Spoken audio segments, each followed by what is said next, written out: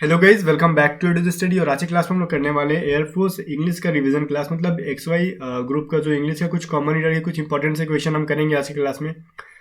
तो चलो, बस टोटल मिला के 15 यहाँ पे कॉमन रीडर है, ज़्यादा नहीं है। और इसमें से मुझे उम्मीद है कि आप 15 में एटलीस्ट 13 तो सही कर ही लोगे। 13 मार्क्स तो आ ही जाएंगे आपके, ठीक है ना।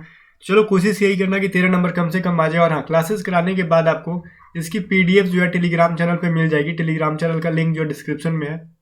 और पीडीएफ के कोई पैसे नहीं लगते हैं, बस ये अपने यूट्यूब चैनल को सब्सक्राइब कर लेना, उतना ही काफ़ी है, ठीक है। चलो, फर्स्ट क्वेश्चन है हमारे पास। This town isn't very well known, ठीक है। This town is not very well known and there is not much to see, so a few tourist come here. इसका मतलब क्या हुआ? ये जो टाउन है बहुत ज़्यादा क्या है, वेल नोन नहीं है। इसका मतलब जाना पहचाना बहुत ज़्यादा नहीं है, ठीक है। बहुत कम लोग इसके बारे में जानते हैं। And there is not much to see, और यहाँ पे देखने के लिए भी कुछ ज़्यादा कुछ नहीं है। सो इसलिए अ फ्यू टूरिस्ट कम हियर, ठीक है। मतलब यहाँ पे बहुत कम टूरिस्ट जो है आते हैं, ठीक है ना। तो इसमें आपको फाइनली इरर कहाँ खोजना है? इन चारों में से आपको इरर खोज लेना है। तो आई होप कि अब तक आपने इरर खोज ही लिया होगा कि इनमें इरर कहाँ पे है। देखो, एक चीज़ आपको दिखा होगा यहाँ पे, आपने जनरली पढ़ा होगा फ्यू और ए फ्यू का क्या अंतर है। ए फ्यू के साथ जनरली आपको सिंगुलर नाउन मिलता है और फ्यू के साथ जनरली आपको क्या मिलता है? प्लूरल नाउन मिलता है। और यहाँ पे आप चेक करो, यहाँ पे हम लोग ज़्यादा नहीं, बस शॉर्टकट में समझ लेते हैं कि यहाँ पे फ्यू के साथ, अ फ्यू के साथ क्या है? टूरिस्ट।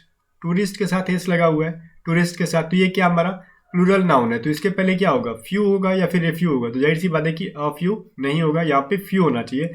और मुझे जहाँ तक लगता है कि अब इतने टाइम तक आपको कुछ भी बहुत ज़्यादा समझाने की ज़रूरत नहीं है। अब तक आप लोग बहुत कुछ समझ चुके होंगे, ठीक है ना, बिकॉज ये रिवीजन है। तो अब तक तो आपको फ्यू और अ फ्यू और द फ्यू का मतलब समझ में आ गया होगा। तो यहाँ पे इरर कहाँ पे है? ऑप्शन नंबर सी में है, ठीक है। चलो, नेक्स्ट क्वेश्चन देखते हैं।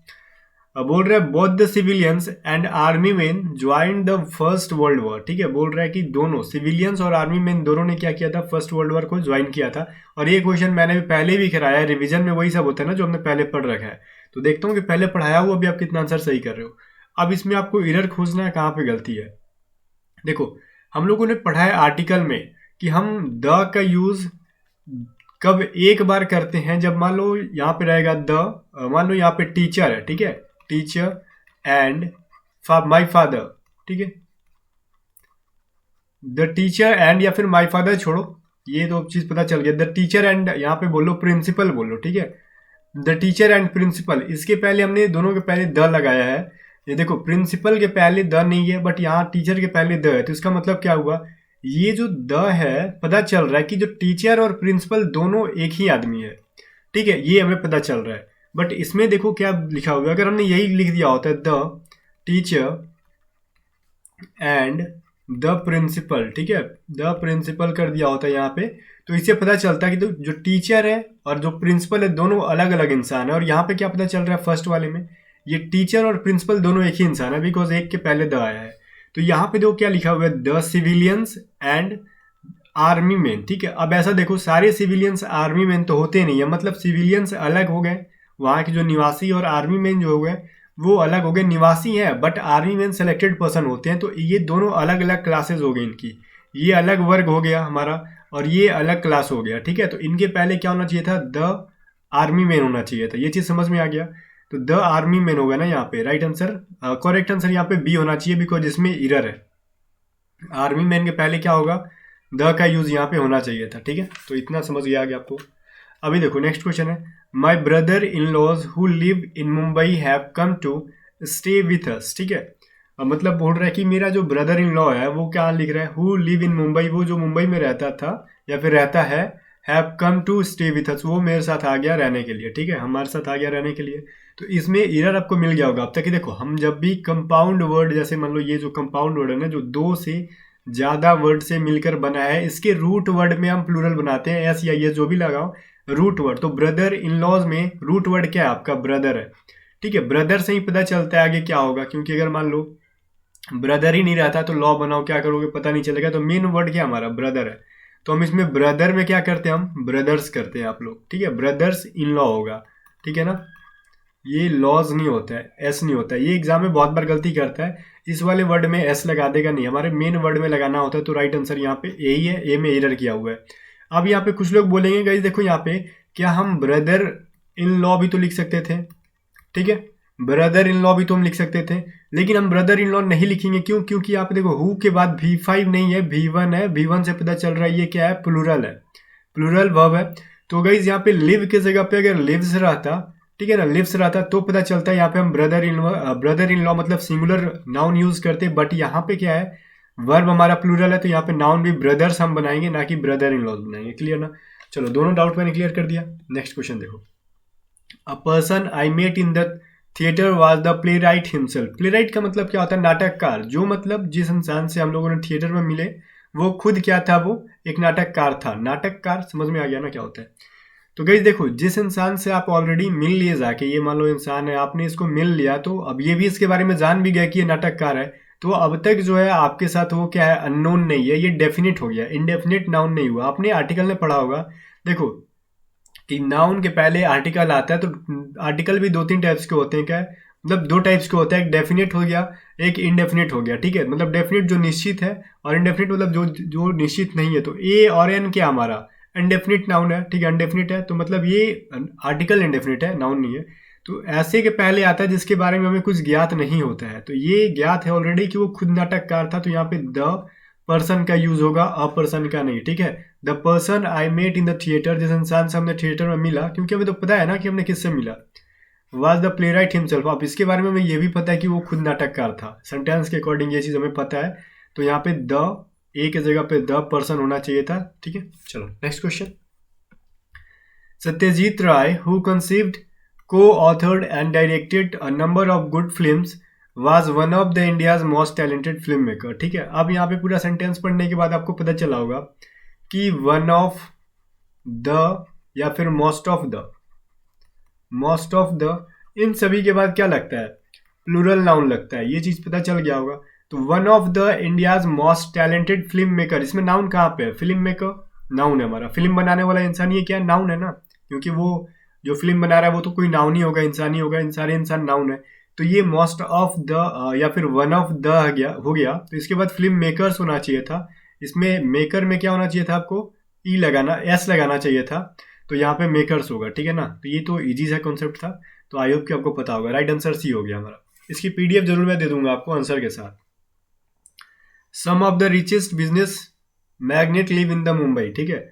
यहाँ पे देखो कुछ जो है अमीर जो है बिजनेसमैन जो है व्यवसायी जो है वो क्या रहते हैं, मुंबई में रहते हैं, ठीक है। अब यहाँ पे देखो एक वर्ड होता है MAGNET मैग्नेट, और एक वर्ड होता है MAGNET मैग्नेट। इसका मतलब होता है चुंबक, ठीक है।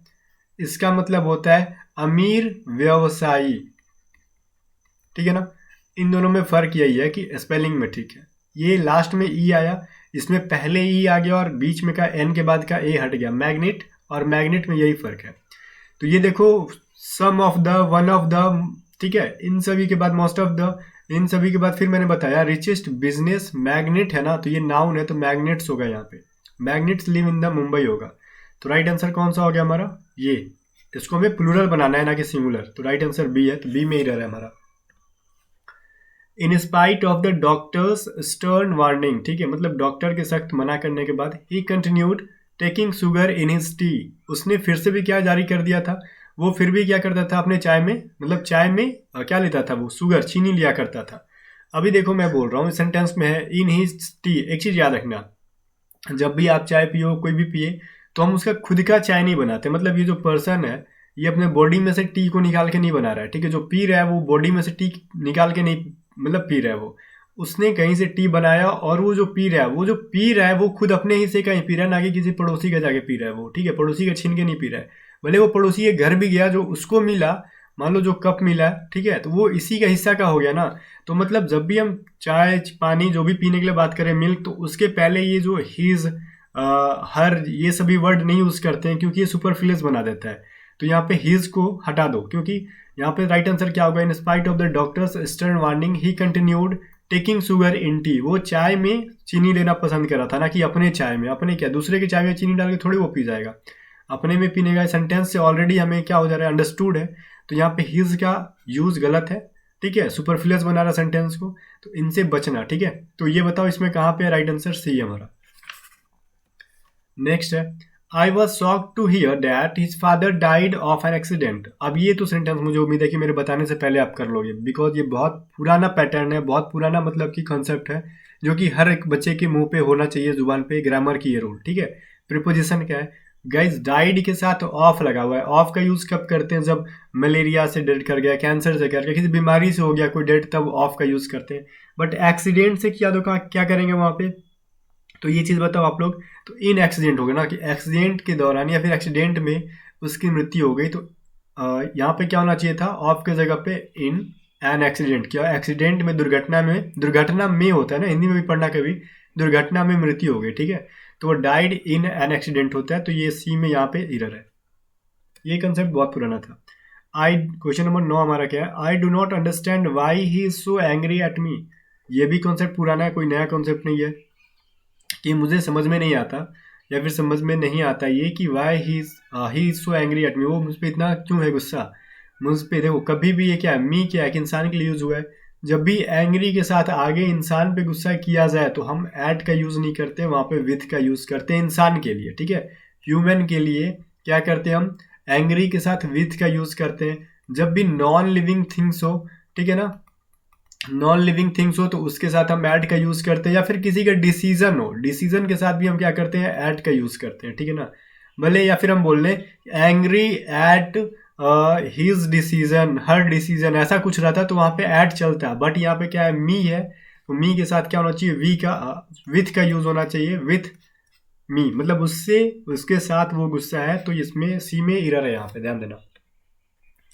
ठीक है, चलो नेक्स्ट क्वेश्चन क्या बोलता है, most of Uttar Pradesh is an extremely fertile plain between which the river Ganga flows. ठीक है, अभी बोलो, यहाँ पे बोल रहा है क्या, मोस्ट ऑफ उत्तर प्रदेश मतलब उत्तर प्रदेश के मतलब अधिकांश भागों से, या फिर अधिकांश जो प्लेन यहाँ पे आ गया ना, इसका मतलब हो गया भूमि से होकर, वहाँ की भूमि जो है क्या है, फर्टाइल है, अधिकांश भूमि क्या है वहाँ की, फर्टाइल है। क्यों भाई, क्योंकि between which the river Ganga flows, उससे होकर, उनके बीच से होकर क्या होती है, जहाँ की गंगा जो है जिससे होकर गुजरती है। यहाँ पे मतलब बोल रहा है उत्तर प्रदेश की वहाँ की अधिकांश जो भूभाग है वो क्या है, फर्टाइल है, जहाँ से, जिसके बीच से गंगा होके गुजरती है, जहाँ से गंगा होके गुजरती है उत्तर प्रदेश में, वहाँ की जो मिट्टी है या फिर प्लैंड है, वहाँ की प्लेन है, अधिकांश भूभाग है, वो क्या फर्टाइल है।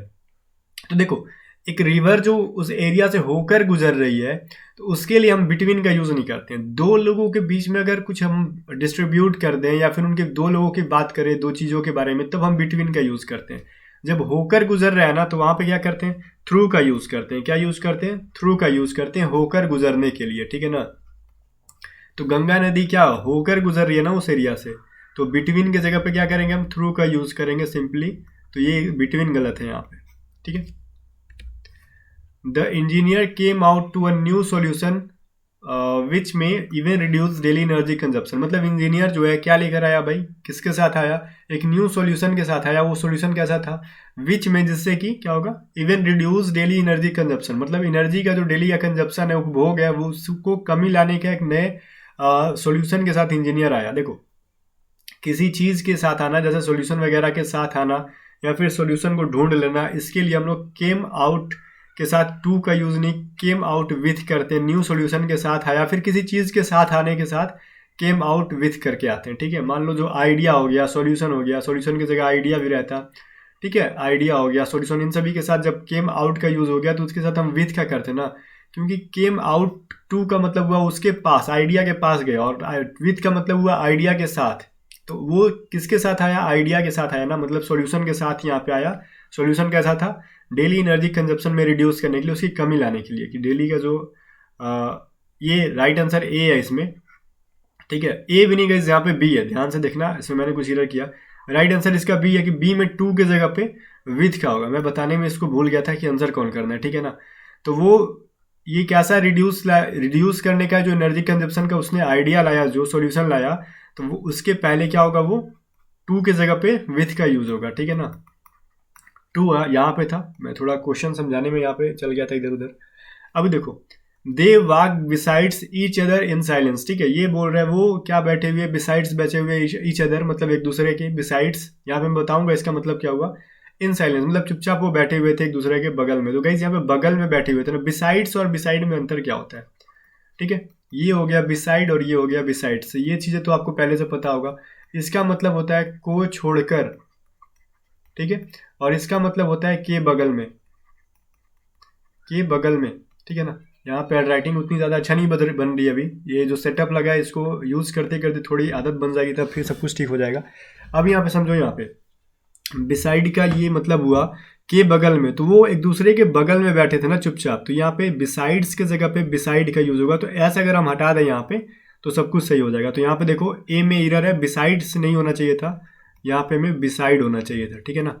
चलो, please put away the candle before you live, ठीक है, put away the candle before you live, मतलब बोल रहा है कि मतलब जाने से पहले पुट अवे कर दो कैंडल को, मोमबत्ती को। गाइज यहाँ पे मान लो घर में एक मोमबत्ती जल रहा है, ठीक है ना, तो जाने से पहले क्या करते हो, उसको बुझा के जाते हो ना। घर में बल्ब भी जल रहा है अगर मान लो, तो उसको जाने से पहले क्या करते हो हम लोग, बुझा देते हैं उसको, मतलब ऑफ कर देते हैं। तो कैंडल ऑफ नहीं होता है, उसको हम लोग बुझाने के अर्थ में यूज करते हैं। तो जब भी जलने वाली चीज़ों को हम बुझाने के लिए यूज करें, जलने वाली चीज़ों को जब भी हम बुझाने के लिए यूज करें, तो उसके पहले यहाँ पे क्या हुआ है, पुट अवे के जगह पे पुट आउट का यूज करते हैं। तो पुट अवे का यूज कब करते हैं, जब भी किसी चीज को हमें निकालना होता है, जैसे हमें क्लोथ को अपने बॉडी से बाहर करना होता है, मान लो रिवर में जंप करने से पहले अपने क्लोथ को निकाल दो, तो वहां पे पुट अवे का यूज करेंगे, पुट अवे योर क्लोथ, ठीक है, क्लोथ्स, कि अपने कपड़े को निकाल दो बिफोर जंप इन द क्या होगा, रिवर। बट यहाँ पे क्या बोल रहा है, कैंडल को बुझाने के लिए पुट आउट द कैंडल, मतलब कैंडल को क्या करो, बुझा दो। तो इसमें बताओ एरर कहाँ पे, तो ऑप्शन नंबर ए में ही है। नेक्स्ट है, of the two great cities, मतलब दो बड़े शहरों में से द फॉर्मर इज बिगेस्ट, जो बड़ा जो है, मतलब दो महान शहरों में से, ये समझ लो ये दो शहर है, तो पहला है ये दूसरा है, इनमें से जो फॉर्मर का मतलब क्या हुआ, पहला, जो पहला है वो बिगेस्ट, मतलब वो बड़ा है। अब यहाँ पे लोग बताएंगे आंसर सही, बट रीजन गलत बताएंगे। यहाँ पे बहुत सारे स्टूडेंट कहेंगे देखो सी यहाँ पे आंसर होगा, यहाँ पे एरर है, बट रीजन पूछा जाए तो वो कुछ और बोल देंगे, बोलेंगे कि जो बिगेस्ट है कॉम्परेटिव नहीं सुपरलेटिव डिग्री है, एसटी है, तो एसडी के पहले मतलब सुपरलेटिव डिग्री के पहले द का यूज होता है, कुछ लोग बोलेंगे ऐसा, ठीक है ना। यहाँ पे ध्यान से सुनना मैं क्या बोल रहा हूँ, द बिगेस्ट बोलेंगे, लेकिन ये भी गलत है, द बिगेस्ट भी नहीं होगा, सी में गलती है, लेकिन द बिगेस्ट भी नहीं होगा। क्या होगा यहाँ पे, बिगर होगा। क्यों बिगर क्यों होगा, ये मैं बताता हूँ। यहाँ पे दो में से किसी एक का सिलेक्शन करना होता है, या फिर एक के बारे में बताते हैं ना, तो टू सिटीज यहाँ पे दो है, तो हम द फॉर्मर पहले के बारे में बता रहे हैं, तो दो में से किसी एक को बताते हैं, तो वहां पे हम सी डी का यूज करते हैं, कॉम्परेटिव डिग्री का यूज करते हैं। तो हमारा बिग क्या है, पीडी है, पॉजिटिव डिग्री है, तो हमारा इसका क्या बनता है, सी डी क्या बनता है, बिगर बनता है। तो राइट आंसर क्या हो जाएगा हमारा, बिगर होगा, ठीक है, बिगर। फॉर्मर इज बिगर होना चाहिए, यहाँ पे बिगेस्ट नहीं। तो याद रखना, कभी भी एग्जाम में दो लोगों के बीच में कंपेयर कर देगा, तो वहां पे हम क्या करेंगे, कॉम्परेटिव डिग्री का यूज करेंगे। ये कॉन्सेप्ट बहुत इंपॉर्टेंट है, याद रखना जरा इसको। लास्ट क्वेश्चन है, इसको सही करना है। My teacher did not object to me using the mobile phone, ठीक है, मेरे टीचर जो है उन्होंने नहीं ऑब्जेक्ट किया, मतलब मुझे रोका वोका नहीं, रोका टोका नहीं। क्यों भाई, मेरे मोबाइल फोन यूज करने की, मैं जब मोबाइल फोन यूज कर रहा था तो मेरे टीचर ने मुझे रोका नहीं, ठीक है ना, उसने कुछ भी ऑब्जेक्शन नहीं किया, ऑब्जेक्ट नहीं किया। तो गाइस देखो ये क्या है, यूजिंग क्या है, एक जीरंड है। जीरंड का मतलब क्या होता है, बर में हम जब आईएनजी जोड़ दें तो उसको हम जीरंड बोलते हैं। तो जीरंड से पहले जो है ना प्रोसेसिव प्रोनाउन का यूज करते हैं, तो मी के जगह पे क्या होगा, प्रोसेसिव प्रोनाउन माई होगा यहाँ, ठीक है, मतलब my using my using the mobile phone, ठीक है। तो इसका मतलब क्या हो गया, मेरे मोबाइल फोन यूज करने पे, तो यहाँ पे मी बिल्कुल भी गलत है, इस चीज को ध्यान देना। माई पोसेसिव प्रोनाउन का यूज होगा यहाँ पे, माई यूजिंग द मोबाइल फोन, मेरे जो होगा मोबाइल फोन के यूज करने पर उन्होंने कोई भी ऑब्जेक्ट नहीं किया, मतलब रोका टोका नहीं। तो इसमें एरर कहाँ पे है, सी में, ठीक है ना। और ये नियम याद रखना, जब भी जीरंड आ जाएगा ना, वर्ब के साथ क्या होगा, आईएनजी जब भी जोड़ के आ जाए तो उसके पहले अगर प्रोनाउन यूज किया गया, भले वो कोई भी फॉर्म यूज किया गया, उसको पॉसेसिव प्रोनाउन में आप यूज कर देना उसको, ठीक है। चलो गाइज, आई होप कि आपने आज 15 में से एटलीस्ट 13 नंबर तो आपने लिए ही होंगे। अगर इससे कम आ रहे तो फिर थोड़ा सा, अगर एग्जाम में टाइम है तो ग्रामर पे रिवीजन ज़्यादा करो। नया चीज़ पढ़ने से अच्छा है कि पुराने वाले को रिवीजन करो, ठीक है। नहीं समय पहले जो आपने पढ़ लिया उसको बस रिवीजन करो, यही आपके लिए बेहतर होगा। और हाँ, वीडियो पसंद है तो लाइक करना, कमेंट करके जरूर बताना कि मार्क्स कितने आए। मिलते हैं नेक्स्ट वीडियो के साथ।